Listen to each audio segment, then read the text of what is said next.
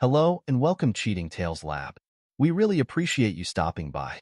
Today's tale is full of twists and turns that you're sure to enjoy. So, sit back, relax, and let's get into it.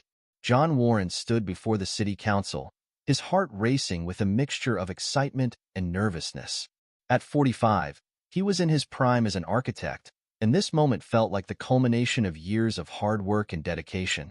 The innovative design for a sustainable community center he was presenting wasn't just another project. It was his passion, his vision for bringing people together in a space that could truly make a difference. As he spoke, his enthusiasm was palpable. Each word carried the weight of countless hours of planning, designing, and refining. The council members leaned forward, clearly engaged by John's presentation. When he finished, a palpable silence filled the room before the mayor broke into a warm smile. "Mr. Warren, your vision is exactly what this city needs," she said, her voice carrying a note of genuine admiration. "We'll be in touch soon with our final decision." John nodded, trying to keep his expression professional despite the surge of triumph he felt inside. As he gathered his materials, he could hear the council members murmuring among themselves, their tones positive and excited. He allowed himself a small smile as he left the chamber. The crisp autumn air hit John's face as he stepped outside, grounding him after the intensity of the presentation. He took a deep breath, savoring the moment. This project could be the one to cement his legacy, to truly make a mark on the city he loved. As he walked to his car, his phone buzzed in his pocket. John pulled it out, expecting a congratulatory message from Ruby, his wife of 15 years. Instead, the text he saw made his heart sink slightly. "Working late again. Don't wait up," John sighed, pocketing the phone without replying. It wasn't the first time Ruby had sent such a message, and lately, they seemed to be coming more frequently. A small voice in the back of his mind whispered that something wasn't right, but he pushed it away. Their relationship had been strained recently, but he attributed it to the stress of his big project. Once things settled down, they'd have time to reconnect. Little did John know, the storm brewing in his personal life would soon make his professional triumphs seem insignificant in comparison. Later that evening, John sat in his home office, the glow of his computer screen illuminating his focused expression. He was reviewing some final tweaks to his design, determined to perfect every detail. The house was quiet, Ruby's absence a tangible thing in the stillness. Needing to send an urgent email to a colleague, John realized he'd left his laptop in the car. Rather than trudge outside, he decided to use the shared computer in the living room. As he sat down, he noticed Ruby had left her account logged in. He was about to sign out when a message caught his eye. It was from Ruby to her mother, and the content made his blood run cold. "Once I have enough of his money in my own account, I'll leave him and tell the police he abused our housekeeper. That should put him away for a long time." John stared at the screen, his mind refusing to process what he was seeing.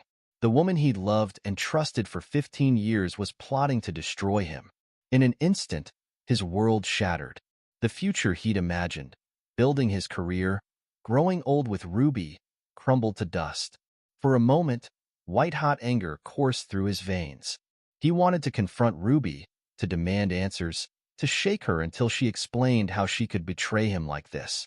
But as quickly as the rage came, it subsided, replaced by a cold, calculated fury. John forced himself to remain calm. He knew he needed to act strategically. Over the next few days, John became a master of deception. On the surface, he maintained his usual routine, going to work, discussing the community center project, even sharing meals with Ruby when their schedules aligned. But beneath this veneer of normalcy, he was meticulously gathering evidence. He discovered Ruby had been siphoning money from their joint accounts into a secret one under her maiden name. The amounts were small enough not to raise immediate suspicion, but over time, they had accumulated into a substantial sum. John's jaw clenched as he realized how long this betrayal must have been in the works. But the financial deception was just the beginning.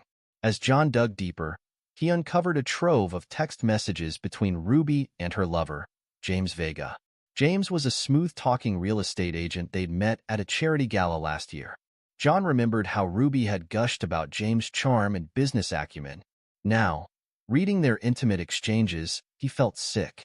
Their messages revealed not just a passionate affair, but a carefully orchestrated plan to ruin John. They discussed how to manipulate their friends into believing John was abusive, how to stage evidence, and how to ensure Ruby would come out of the divorce with as much money as possible. With each new piece of evidence, John's resolve hardened. He'd built his career on creating spaces that brought people together, but now he was preparing for a battle that would tear his life apart. The irony wasn't lost on him. Knowing he needed more than just digital evidence, John hired a private investigator to follow Ruby and James. The PI returned with a file of damning photographs. Ruby and James in intimate embraces, entering hotels together, sharing secretive meetings in out-of-the-way cafes. Each image was like a knife to John's heart, but he forced himself to study them dispassionately. These would be crucial in the fight ahead. Armed with this mountain of evidence, John contacted his lawyer, Wade Potter. Wade had been a friend for years, and John trusted him implicitly. When John laid out the situation, Wade's usually jovial face turned grim. "John, this is serious," Wade said, his voice low and urgent as he reviewed the evidence. "We need to move quickly and decisively. If what you've uncovered is true, and it certainly seems to be, Ruby and James could destroy your life if they act first." Together, they formulated a plan. John would drain Ruby's secret account, gather all evidence of her plot and the affair, and disappear before she could enact her scheme. It was a risky move, but staying put was even riskier. "Are you sure about this, John?" Wade asked, concern evident in his eyes. "Once you set this in motion, there's no going back. Your life as you know it will be over." John met his friend's gaze steadily. "My life as I knew it ended the moment I read that email, Wade. Now it's about survival, and making sure justice is served." Wade nodded, impressed by John's resolve. "All right then, let's get to work." The next few days were a blur of activity. John moved money, compiled evidence, and made discreet arrangements for his disappearance. All the while, he maintained a facade of normalcy around Ruby, even as every smile she gave him, every casual touch, made his skin crawl. Finally, everything was in place. John packed a small bag with essentials, his heart heavy but his determination unwavering. As he zipped up the bag, he heard Ruby's key in the lock. For a moment, panic gripped him. Had she somehow discovered his plan? But there was no time for doubt. John slipped out the back door, his pulse pounding in his ears. As he walked away from the house he'd called home for over a decade, he didn't look back. His old life was over, but he was determined to come out on top. In the growing darkness, John Warren disappeared into the night, leaving behind a life built on lies and stepping into an uncertain future. But for the first time since discovering Ruby's betrayal, he felt a glimmer of hope. The storm was coming, but he was ready to weather it. Ruby Warren's heels clicked against the hardwood floor as she entered the empty house. The silence that greeted her was unusual, even unsettling. "John," she called out, her voice echoing through the rooms. No response. A frown creased her perfectly made-up face as she moved from room to room, each one as empty and silent as the last. Something was off. John was always home at this hour, usually buried in his work in the home office. As the realization that John was indeed gone sank in, a cold tendril of fear wormed its way into Ruby's stomach. She rushed to their shared computer, fingers flying over the keyboard as she logged into their joint accounts. Her eyes widened in shock, mouth falling open as she stared at the screen. The accounts had been drained. Every last cent, gone. "That bastard," she hissed, hands clenching into fists. "He knows." Panic rising in her throat, Ruby grabbed her phone and dialed James with trembling fingers. He picked up on the second ring. "He knows," she spat into the phone, not bothering with pleasantries. "That bastard took everything and disappeared." James's smooth voice came through the line, tinged with confusion. "Whoa, slow down, baby. What are you talking about?" "John." Ruby nearly screamed. "He's gone, James. And he took all the money with him. He must have found out about our plan." There was a moment of silence on the other end. When James spoke again, his voice had lost its usual cockiness. "I'll be right there." 20 minutes later, James Vega strode into the Warren residence, his tailored suit and slicked-back hair a stark contrast to the chaos unfolding around him. Ruby was pacing the living room, her earlier composure completely shattered. "We need to find him before he goes to the police," James said, his own arrogance replaced by a palpable fear. He ran a hand through his hair, messing up its perfect arrangement. Ruby whirled on him, eyes flashing. "No," she snapped. "We stick to the plan. We'll say he abused the housekeeper and fled. It's our word against his."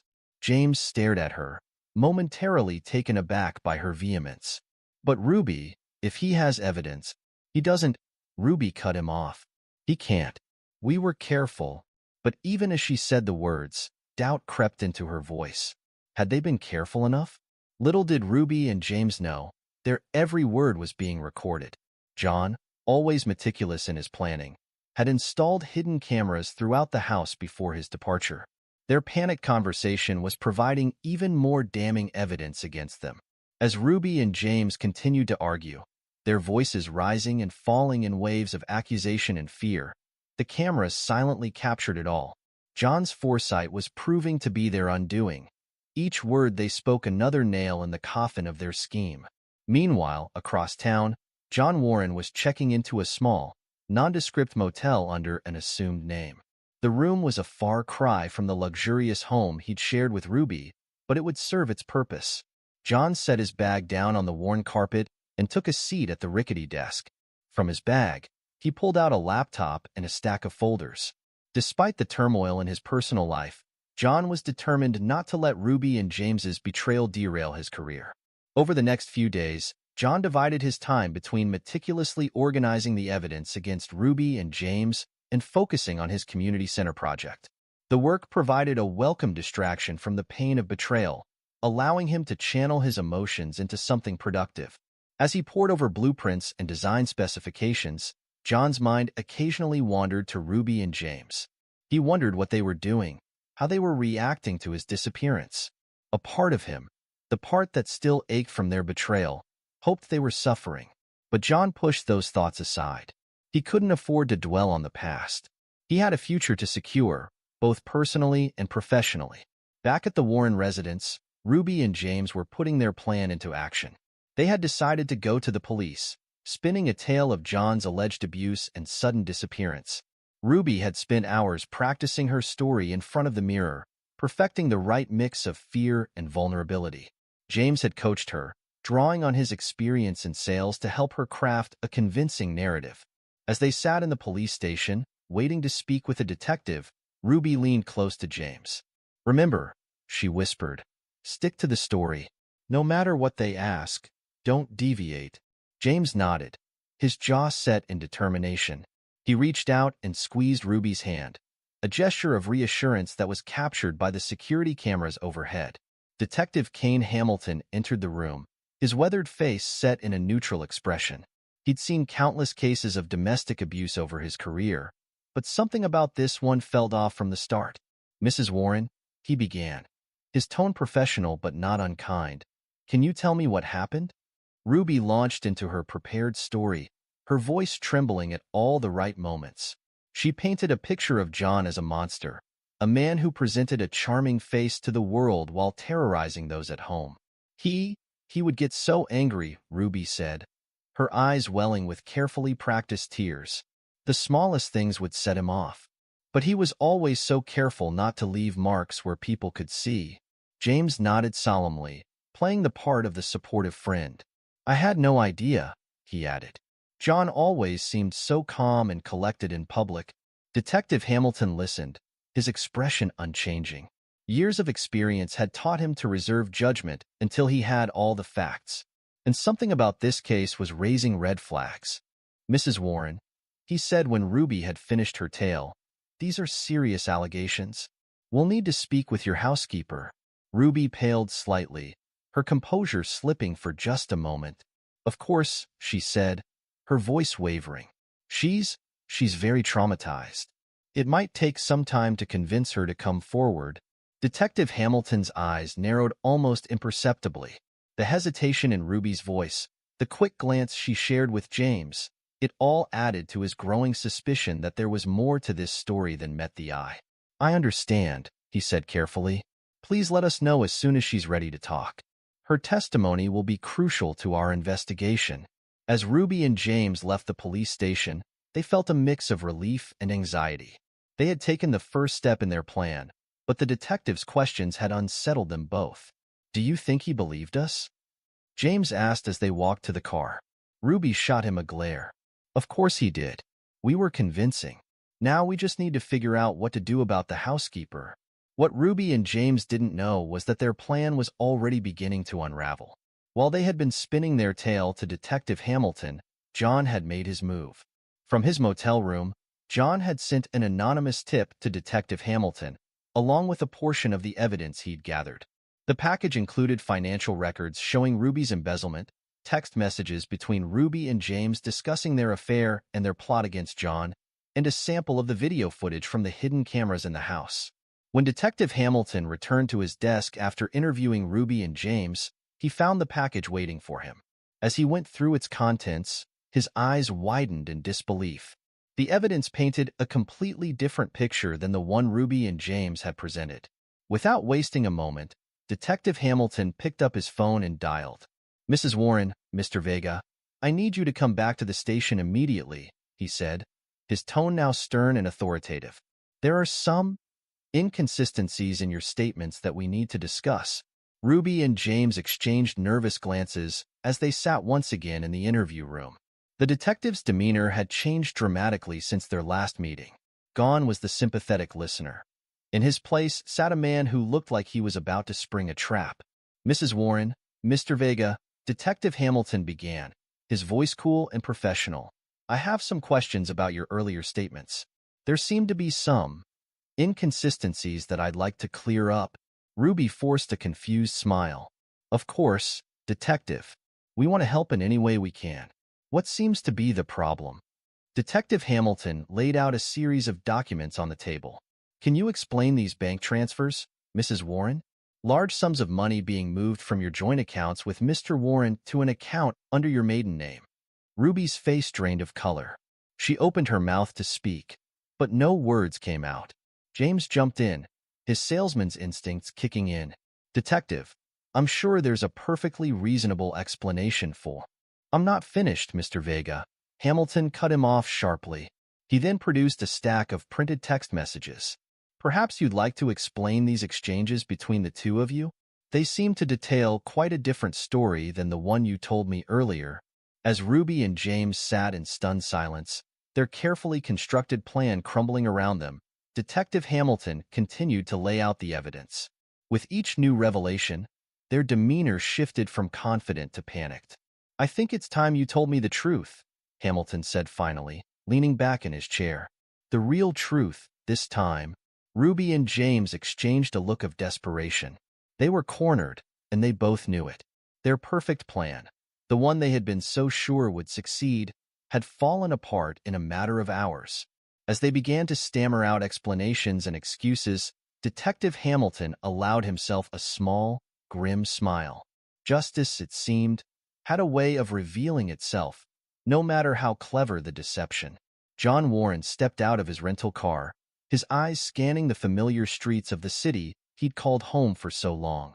The past few weeks had been a whirlwind of emotions and calculated moves, but now it was time to face the storm he'd set in motion. He straightened his tie and walked purposefully towards the police station. The weight of the evidence he carried felt like both a burden and a shield. As he pushed open the heavy glass doors, John steeled himself for what was to come. Detective Kane Hamilton looked up from his desk as John approached. Recognition flickered in his eyes, followed by a mix of curiosity and relief. Mr. Warren, the detective said, rising to greet him. I'm glad you came in. We have a lot to discuss. John nodded, his face a mask of determination. Indeed we do, Detective. I believe I have some information that will shed light on recent events. Detective Hamilton ushered John into a private interview room. As they settled into their seats, John began to lay out the entire story. He spoke clearly and concisely, his emotions tightly controlled as he revealed the depth of Ruby and James' betrayal. He produced document after document, each piece of evidence more damning than the last. bank statements showing Ruby's embezzlement, text messages detailing the affair and their plot, photographs from the private investigator, and finally, the video recordings from the hidden cameras in their home. As John presented his case, Detective Hamilton listened intently. His expression shifted from skepticism to shock, and finally to a grudging respect for the man sitting before him. "Mr. Warren," Hamilton said when John had finished, "I've been a detective for over 20 years, and I've never seen a case quite like this. The level of deception you've uncovered, it's staggering." John's jaw tightened. "They thought they could destroy me, Detective. They underestimated how far I'd go to protect myself." Hamilton nodded, understanding the steel behind John's words. "I'm sorry you had to go through this," he said finally, his tone genuinely sympathetic. "Rest assured, we'll be pursuing charges against your wife and Mr. Vega. Conspiracy, fraud, attempting to pervert the course of justice. They're looking at serious time." John felt a weight lift from his shoulders. Justice was in motion. The fear and anger that had driven him for weeks began to ebb, replaced by a sense of vindication. As he left the station, John took a deep breath of the crisp autumn air. For the first time since discovering Ruby's betrayal, he felt like he could breathe freely. The road ahead would be challenging, but he was ready to face it head-on. The next morning, John found himself once again standing before the city council. This time, however, the stakes felt different. His community center project, once just a professional aspiration, had become a lifeline, a beacon of hope amidst the chaos of his personal life. As he began his presentation, John pushed aside thoughts of Ruby, James, and the ongoing investigation. He focused entirely on his vision for the community center, pouring all of his passion and expertise into every word. The council members listened attentively, their expressions a mix of interest and something else. Was it admiration? John realized that news of his personal ordeal must have reached them, adding an extra layer of context to his presentation. As he concluded, a hush fell over the room. John held his breath, waiting for the council's response. To his surprise, the mayor stood up, a warm smile on her face. "Mr. Warren," she began, her voice filled with genuine respect, "in light of recent events that have come to our attention, we want to commend your strength and integrity. Your dedication to this project, despite the personal challenges you've faced, is truly admirable." John felt a lump form in his throat, but he maintained his composure, meeting the mayor's gaze steadily. "Your vision for this community center is exactly what our city needs," the mayor continued. "It's not just about the building itself, but about the spirit behind it, the desire to bring people together, to create something positive in the face of adversity. Mr. Warren, I'm pleased to inform you that your project is approved." The room erupted in applause. John stood there, momentarily stunned by the turn of events. As the reality of the moment sank in, a sense of triumph washed over him. His professional dream was becoming a reality, even as his personal life had crumbled. In that moment, John realized that his dedication and resilience had seen him through both challenges. As the council members came forward to congratulate him, John allowed himself a small smile. He had weathered the storm and come out stronger on the other side. Weeks passed, and John threw himself into the early stages of the community center project. The work provided a welcome distraction from the ongoing legal proceedings against Ruby and James. He immersed himself in blueprints and contractor meetings, finding solace in the tangible progress of his vision taking shape. But the day of reckoning couldn't be postponed forever. On a crisp morning in late autumn, John found himself standing in a crowded courtroom, watching as Ruby and James were led in, their hands cuffed behind their backs. The trial had been swift and decisive. The mountain of evidence John had gathered left little room for doubt. As the judge prepared to deliver the verdict, John studied the faces of the two people who had once meant everything to him. Ruby looked pale and drawn, her usually immaculate appearance now haggard. James, stripped of his arrogance, seemed small and defeated. As the judge pronounced them guilty of conspiracy, fraud, and attempting to pervert the course of justice, John felt no satisfaction, only a profound sense of closure. As Ruby and James were led away, Ruby caught John's eye. "I'm sorry," she mouthed, her face a mask of regret and fear. John simply turned away. He had no words for her, no forgiveness to offer. Their chapter was closed, and he was ready to move on. Leaving the courthouse, John's eyes were drawn to a construction site across the street. The foundation of his community center was being laid, the skeleton of the building beginning to take shape. It struck him as a powerful symbol, new beginnings rising from the ashes of betrayal and deceit. That evening, John sat in his new apartment, a glass of whiskey in hand. The space was smaller than the house he'd shared with Ruby, but it felt more like home. As he looked out over the city skyline, he reflected on the brutal journey he'd endured. He had lost his wife and the life he'd known, but he'd maintained his integrity. He'd faced betrayal and come out stronger, more resilient. The man who sat here now was not the same one who had stood before the city council all those weeks ago, blissfully unaware of the storm about to break. As John sipped his whiskey, he felt a sense of peace settle over him. The future, he realized, was full of possibilities. He had his health, his career, and a renewed sense of purpose. Whatever challenges lay ahead, he was ready to face them. Setting down his glass, John turned to his drafting table, where the latest plans for the community center lay spread out. Tomorrow would bring new challenges, new opportunities to make a difference. And John Warren was ready for all of it. This is where our story comes to an end. Share your thoughts in the comment section.